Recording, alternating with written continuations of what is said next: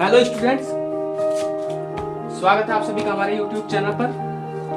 दोस्तों, आज हम सभी देखेंगे अम्ल, क्षार, लवण, base base acid, salt.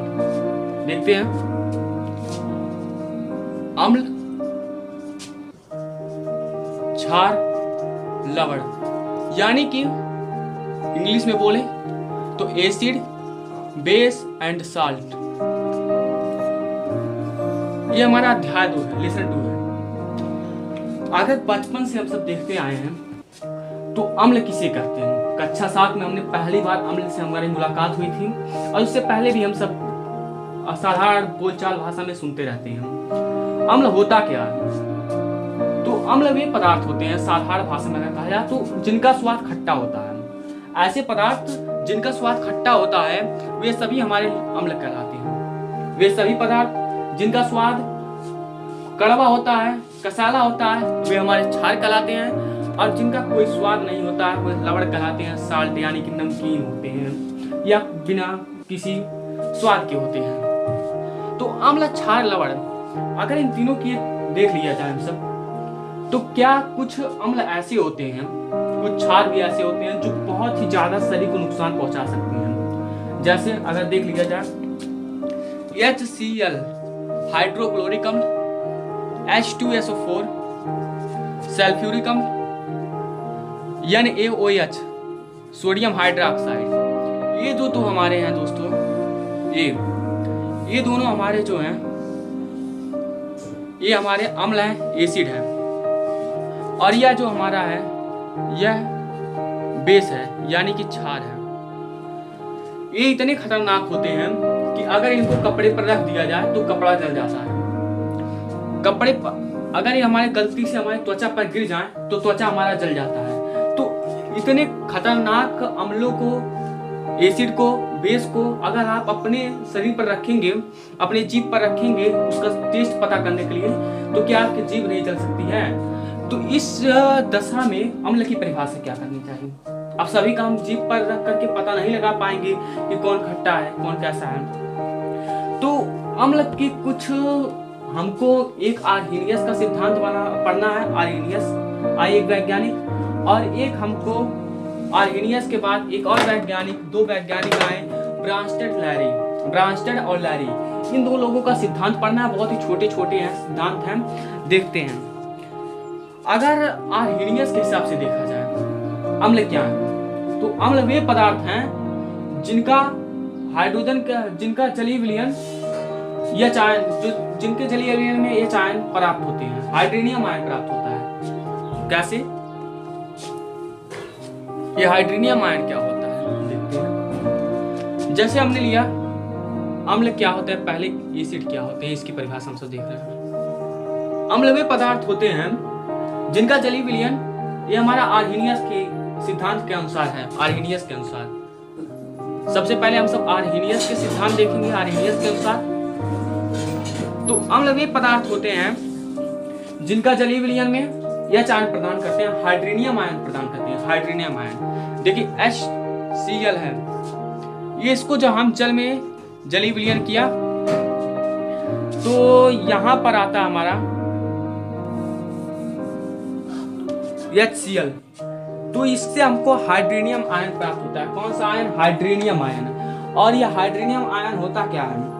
HCl के जलीय विलयन में विक्षेपित होकर H आयन देता है। HCl को अगर हम वैद्युत वियोजन करें, वैद्युत वियोजन, तो H ion plus chlorine ion प्राप्त होता है। यहाँ पर हमको H आयन प्राप्त होता है, यानी कि जब इसका वैद्युत वियोजन किया, वैद्युत वियोजन क्रिया में हमने आपको बताया था वैद्युत वियोजन होता क्या है। जब हमने वैद्युत वियोजन इसका किया तो HCl H आयन और क्लोरीन आयन में टूट गया। H जो है, इधर देखिएगा इसकी संरचना कैसी होती है। हाइड्रोजन के पास 1 इलेक्ट्रॉन होता है, क्लोरीन के पास 7 इलेक्ट्रॉन होते हैं। ये आपस में इलेक्ट्रॉन अपना साझा करते हैं। 1 इलेक्ट्रॉन ये अपना लगाता है, 1 इलेक्ट्रॉन अपना लगाता है, इस तरीके से। तो यह इसका जो अभी आप इसको नहीं समझ पाएंगे, इसमें एक प्रकार का होता ही यूं है कि इसको इलेक्ट्रोनेगेटिविटी अधिक होती है। इस कारण इस पर आंशिक धनावेश आ जाता है, इस पर ऋणावेश आ जाता है, या अपने इलेक्ट्रॉन को अपनी ओर ज्यादा खींच लेता है। क्लोरीन दोनों इलेक्ट्रॉन जो रहते हैं अपनी तरफ ज्यादा खींच लेता है, तो इस पर थोड़ा सा ऋणावेश आ जाता है और इसकी दूरी बढ़ने पर इस पर थोड़ा सा धनावेश आ जाता है। ये चीजें आपको 11th में पढ़ने को मिलेंगी। तो इस तरीके का रहता है। जब इसका वैद्युत विभोजन करते हैं तो यह हाइड्रोजन आयन यहाँ पर ये अपना इलेक्ट्रॉन पूर्ण रूप से क्लोरीन को दे देता है। यहाँ पर हाइड्रोजन जो रहता है वो अपना एक इलेक्ट्रॉन जो है वो पूर्ण रूप से क्लोरीन को दे दिया, यानी कि क्लोरीन का ऑक्टेट पूरा कर दिया, अष्टक पूरा कर दिया। तो इस पर एक प्लस चार्ज आ जाता है और ये क्लोरीन एक ऋणावेश हो जाता है, एक कटायन हो जाता है, एनायन में परिवर्तित हो जाता है और एक कटायन में रह जाता है। तो हाइड्रोजन आयन जो भी पदार्थ देते हैं उनको हम सब अम्ल कहते हैं, यानी कि वे सभी पदार्थ जिनके वैद्युत वियोजन जलीय वियोजन जल द्वारा वियोजन करते हैं, वे सभी पदार्थ जिनका जलीय वियोजन यच आयन प्राप्त होता है, यच आयन प्राप्त होता है उनके वियोजन से, उसे हम सब अम्ल कहते हैं। और जिनके वियोजन से हाइड्रोक्साइड आयन यानी कि OH आयन प्राप्त होता है, उन्हें हम OH आयन जिनके प्राप्त होगा उन्हें हम सब क्या कहेंगे, उन्हें हम सब कहते हैं बेस क्षार।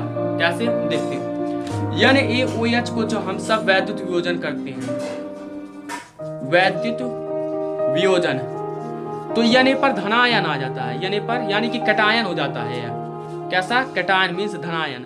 और यहाँ पर OH हाइड्रोक्साइड आयन ये ऋणावेशित हो जाता है, यानी और OH यानी हाइड्रा यानी पर एक इलेक्ट्रॉन होता है यहाँ पर आखिरी कोष में, और हाइड्रोक्साइड पर एक इलेक्ट्रॉन, इसके पास 7 इलेक्ट्रॉन होते हैं।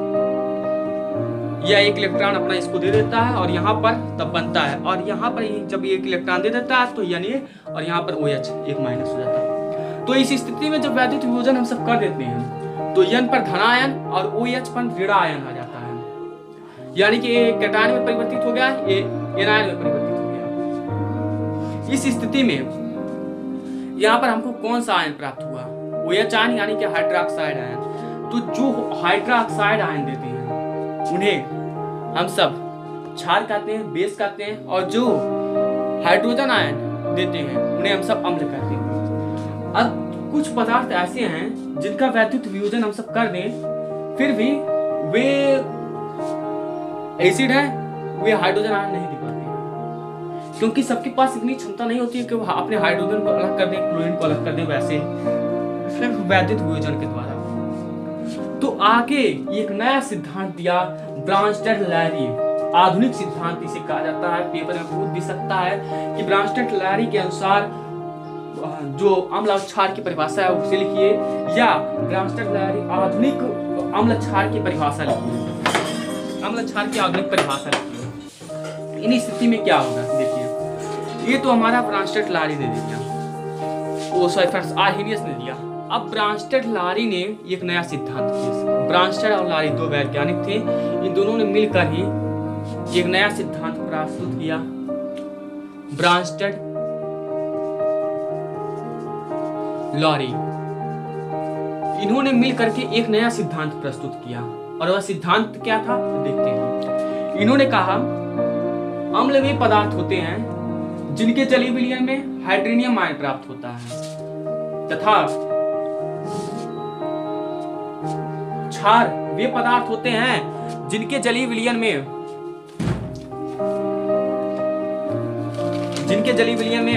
हमको एक अलग प्रकार का आयन, वो कौन सा आयन है, तो वह आयन है जो सॉरी फ्रेंड्स थोड़ा सा मिस्टेक हो गया। देखिए ब्रांस्टेड-लैरी ने एक नया सिद्धांत दिया, प्रोटॉन पर आधारित था। प्रोटॉन देखिए इस थ्योरी को समझने से पहले, ब्रांस्टेड-लैरी की थ्योरी को समझने से पहले एक नया चीज देखना होगा। क्या हाइड्रोजन है, हाइड्रोजन है, ये हाइड्रोजन के नाभिक, हाइड्रोजन का परमाणु क्रमांक 1 होता है, यानी कि इसमें एक इलेक्ट्रॉन एक प्रोटॉन होगा और एक न्यूट्रॉन होना चाहिए। देखते हैं नाभिक में क्या होता है, प्रोटॉन प्लस न्यूट्रॉन, और यहां पर एक इलेक्ट्रॉन होना चाहिए, एक इलेक्ट्रॉन हमने ले लिया। लेकिन इसकी खास बात क्या है, जितना नाभिक का द्रव्यमान होता है वही द्रव्यमान उस परमाणु का माना जाता है, क्योंकि इलेक्ट्रॉन के जो परमाणु है, जो द्रव्यमान है, इसको नगण्य मान लिया जाता है, कुछ नहीं माना जाता है, इसको छोड़ दिया जाता है।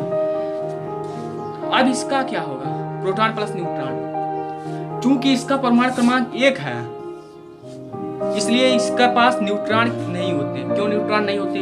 अगर इसके पास न्यूट्रॉन होता तो एक प्रोटॉन और न्यूट्रॉन का भार बराबर होता और एक प्रोटॉन का भार 1 AMU, जैसा पिछले साल हमने पढ़ा था 1 AMU होता है, तो 1 2 हो जाना चाहिए, 2 AMU, जबकि ऐसा नहीं होता है, 2 इसका परमाणु क्रमांक नहीं है। तो यहाँ पर एक प्रोटॉन रहता है, प्रोटॉन चूंकि धनावेश रहता है तभी यह इस इलेक्ट्रॉन को ले पाएगा, न्यूट्रॉन ऋणावेश है, वरना ये चक्कर अपना नहीं लगा पाएगा। अगर न्यूट्रॉन रहेगा तो प्रोटॉन रहता है, धनावेश रहता है और ये ऋणावेश रहता है, तो इस तरीके से उसको अपने इस तरीके से मान लीजिए इलेक्ट्रॉन है, मैं नाभिक हूँ, मैं न्यूक्लियस हूँ, तो इस तरीके से इसको मैं पकड़ लूंगा। कैसे? अपने इसके पास ऋणावेश है, मेरे पास धनावेश है, इसके पास एनायन एक एनायन है, मैं कैटायन हूँ, और इसको लेते हुए इस तरीके से मैं चक्कर काट सकता हूँ, इस तरीके से इसको अपने अंदर ले सकता हूँ। तो ये हो गया। अब ये एक इलेक्ट्रॉन को बाहर अपने घूमेगा तभी ये संभव हो पाएगा जब नाभिक में एक हो। तो यानी अगर यह इलेक्ट्रॉन हम निकाल लें, एक इलेक्ट्रॉन अगर हम निकाल दें तो क्या नाभिक में, तो इसका द्रव्यमान कितना रह जाएगा? एक इलेक्ट्रॉन अगर हम निकाल दें, इस इलेक्ट्रॉन को हमने हटा दिया, इस इलेक्ट्रॉन को हमने किसी दूसरे तत्व को दे दिया, किसी दूसरे एलिमेंट को दे दिया, तो यहाँ पर एक प्रोटॉन बचेगा। एक प्रोटॉन धनायन रहता है, प्रोटॉन पर आवेश रहता है, तो प्रोटॉन का ही द्रव्यमान यहाँ पर बचेगा, यहाँ पर जो मास रहेगा वो प्रोटॉन का ही रहेगा। यानी कि अब ये प्रोटॉन हमारा रहेगा, तो इसी हाइड्रोजन को जब एक इलेक्ट्रॉन दे दे तो इसको प्रोटॉन मान लिया जाता है, और इसी प्रोटॉन के आधार पर इस थ्योरी को दिया गया। कैसी है थ्योरी देखिए। इतनी बात समझ में आई? अगर नहीं समझ में आए तो एक बार इसको आप वीडियो को पॉज करिए या पीछे आइए थोड़ा सा और उसको फिर से रिवाइज कर लीजिए। तो हमने देखा कि हाइड्रोजन जब एक इलेक्ट्रॉन निकाल दिया, हाइड्रोजन ने जब अपना एक इलेक्ट्रॉन निकाल दिया तो उसके पास केवल प्रोटॉन का ही द्रव्यमान बच गया, एक प्रोटॉन। तो इसको हमने प्रोटॉन ले लिया क्योंकि अब यह केवल हाइड्रोजन नहीं बचा, अब यह प्रोटॉन के रह गया।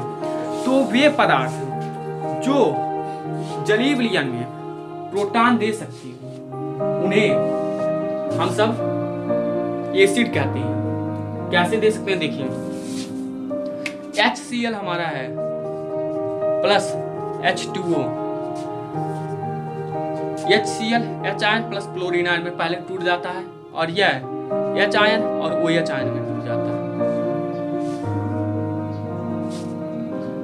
और यह जो है यह H2O ही रहा, H2O, यह जो H आयन है इसमें मिल जाता है और यह बनाता है H3O। क्या? H3O पर धन आयन प्लस क्लोरीन ऋण आयन। हुआ क्या यहाँ पर? ये जो H आयन है ये निकला H आयन और यह इसमें मिल गया H2O में, और यहाँ पर एक नया आयन बना है, चूंकि इस पर धनावास है, इसको बोलते हैं हाइड्रेनियम आयन, हाइड्रेनियम आयन।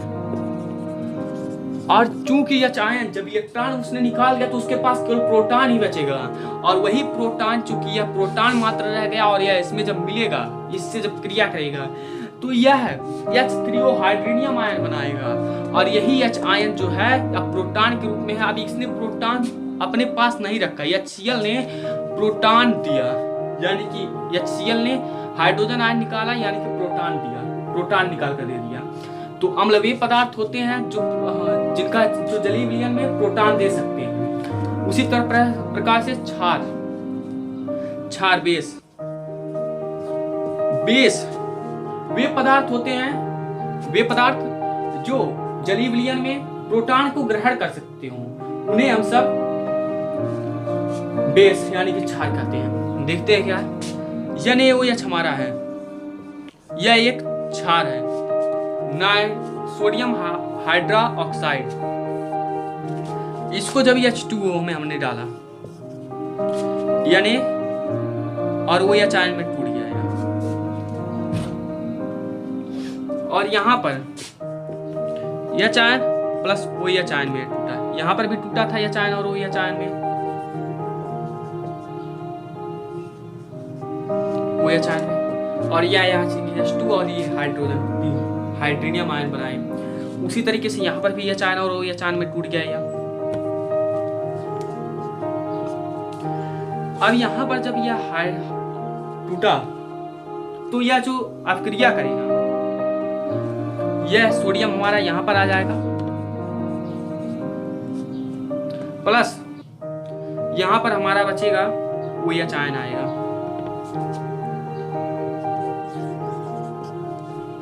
कैसे हुआ है अपक्रिया?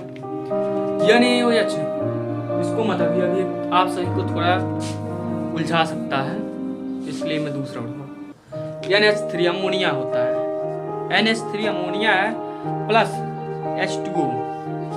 इसमें देखिए कहीं आपको OH आयन नजर नहीं आ रहा होगा, लेकिन जब यह अपक्रिया कर लिया तो NH3 प्लस H आयन और OH आयन, NH4 पर धनायन प्लस OH आयन दिया, OH आयन निकाला, यानी कि OH आयन निकालने का मतलब इसने यहाँ पर प्रोटॉन को ग्रहण किया, OH आयन निकाल दिया, और यहाँ पर एक हाइड्रोजन जो था, ये जो हाइड्रोजन था, इस हाइड्रोजन इसमें इसको जोड़ लिया NH3।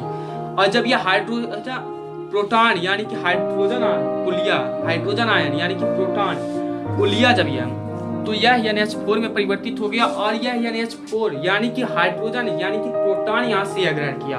और प्रोटॉन चूंकि हम पढ़े जो जलीय विलयन में प्रोटॉन को ग्रहण करते हैं वो हमारे क्या हैं, क्षार हैं, तो यह क्षार है। अब इसी तरीके से NaOH का मैं एक बार अब आपको बता